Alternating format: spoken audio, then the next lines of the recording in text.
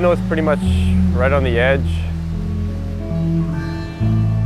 You are like as far west as you can go.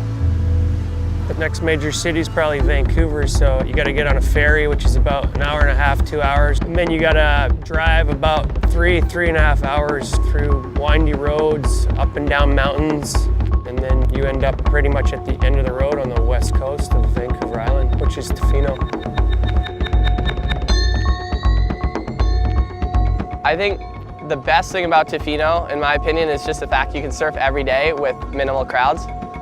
It's pretty easy to hide, a lot of our spots up here from the public because it's so hard to get to. Tofino is certainly, the surfing capital of Canada. I'm sure there's some guys on the East Coast that dispute that, but this is the home of surfing, has been for a long time. In my opinion, our only negative is wearing the wetsuit. I mean, it's not the best thing, but comparatively to crowds or sharks or jellyfish or whatever else you get, it's really not that bad, and I'd take it here over almost anywhere. There's definitely nowhere I've been that made me want to move there. So that's probably saying a lot about Tofino. The Rip Curl Stew is our biggest national event of the year, the biggest prize purse by far. What we try and do with the event is it's really a celebration of surf culture and some competition along the way. People are coming from everywhere just to see it. I think that they do pretty big. This Rip Curl Stew, it's its 5th year this year.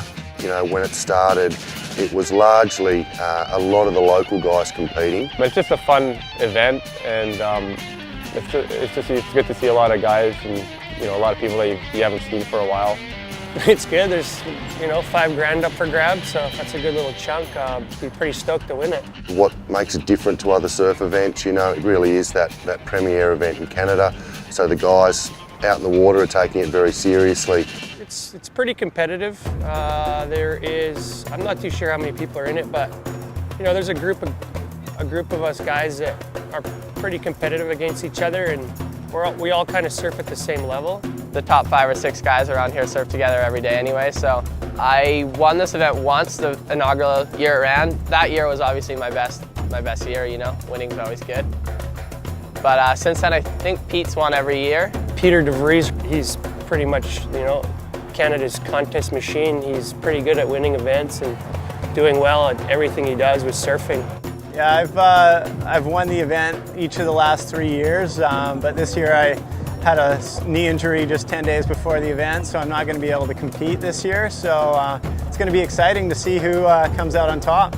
Obviously, it sucks for Pete to not be able to do it, but it's neat to have someone different for sure going to win, because he, I think, has won every contest here for like 8 years or something. So. Last year, I came really close. I guess I was winning till the last 3 minutes, and then Pete got a wave at the end there and got me by like half a point. Pete's out of the contest, so he would definitely be the guy that to beat. There's Noah. Raph and Sep Reweiler are the guys to beat.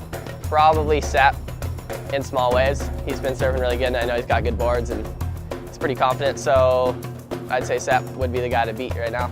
On any day, it can kind of be anyone's contest, especially with conditions around here with the beach breaks. It all comes down to quite a bit of luck.